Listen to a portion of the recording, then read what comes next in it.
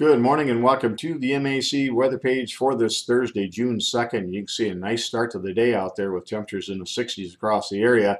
And we have a couple of real nice days on tap with lots of sunshine, temperatures in the mid 70s to possibly low 80s, especially down across the southern part of the state. But certainly very comfortable air mass here over the next couple of days.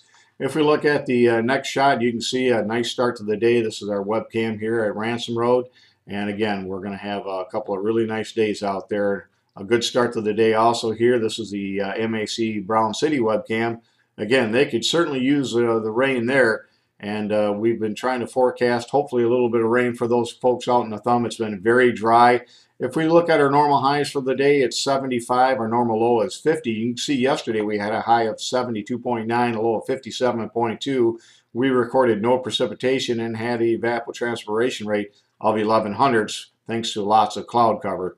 If we look at the Great Lakes, you can see temperatures overall in the mid 50s to low 60s. Our winds out of the west and southwest, bringing that warmer air into the region. So it'll be a pretty comfortable day with lots of sunshine and temperatures quite mild.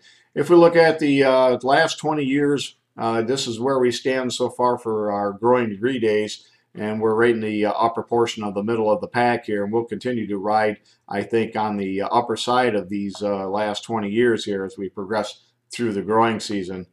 If we look at the soil conditions across the MAC area, temperatures at all levels in the 60s, so very nice temperatures. You can see it's starting to dry out in the areas, especially the topsoils. And of course, Brown City, very dry there. They've had, over the last 19 days, only 0.4 of an inch, and certainly some areas in the thumb could use some precipitation. And we were looking at a pretty decent chance for some showers and thunderstorms, especially across the eastern areas.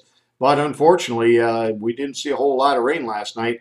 So as many farmers went out to check their rain gauges this morning, this is probably the look they got on their face this morning. Sorry about that. Hopefully we can get some decent rain here over the weekend for you folks there. I think the best chance will be in the thumb and up into northern Michigan for the most precipitation across the area. If we look at the next shot on the weather map this morning, that low pressure system with a cold front that pushed through the area, now well off to the east. High pressure will dominate our area over the next couple of days, again, with lots of sunshine and mild temperatures and fairly low humidities and dew points. By Friday, our next weather maker that's coming in off the Pacific will move across central Canada. It's going to be dropping to the southeast and then to the northeast. And with it, we could see some strong thunderstorms in parts of the Midwest. Again, as those head to the Great Lakes, we certainly have to watch for the potential that we could see some severe weather on Saturday, probably Saturday afternoon into Saturday evening. Right now, the outlook doesn't really indicate a very high chance, but we'll see as we get closer. Unlike many of these systems that were weakening here over the last several weeks, this one will actually be about at its peak as it begins to affect our area. And so I think we'll have at least a chance of marginal, maybe a slight risk for severe storms across much of the state of Michigan, again, for later on Saturday. And by Saturday, that low pressure system now coming into the northern portions of Minnesota with a triple point just off to our west. And again, a good chance of at least some scattered showers and thunderstorms for the area. And if we look at the next weather map, as far as precipitation over the next 7 days, you can see with that low digging into the Midwest and then to the Northeast, the heaviest amounts of precipitation will be across northern Michigan and back into Wisconsin and Minnesota, with much of our area seeing around 1/4 to a 1/2 inch. Obviously, if you get under a thunderstorm, you can see quite a bit more. But it's this area of the little bit lesser in the way of precipitation also has the greatest risk, I think, for strong to severe storms for Saturday afternoon into Saturday evening.